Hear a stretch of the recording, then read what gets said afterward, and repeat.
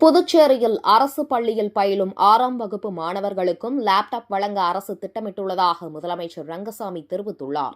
புதுச்சேரி மாநிலம் ஏம்பாலம் பகுதியில் உள்ள மறைமலை அடிகள் மேல்நிலைப் பள்ளியில் புதுச்சேரி அரசின் கல்வித்துறை சார்பில் மாணவர்களுக்கு இலவச லேப்டாப் வழங்கும் விழா நடைபெற்றது.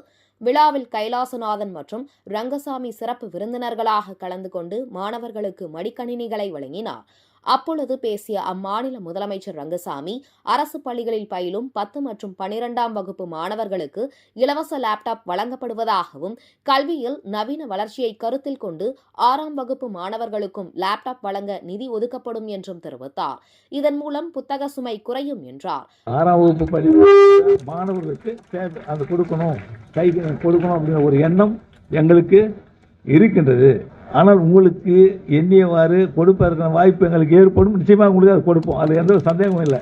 அவரை தொடர்ந்து பேசிய துணைநிலை ஆளுநர் கைலாசநாதன், தமிழகத்தை விட தரமான லேப்டாப்புகளை புதுச்சேரி அரசு வழங்குகிறது என கூறினார். விழாவில் சட்டப்பேரவைத் தலைவர் செல்வம், கல்வி அமைச்சர் நமச்சிவாயம், ஆசிரியர்கள் மற்றும் மாணவர்கள் திரளாக கலந்து கொண்டனர்.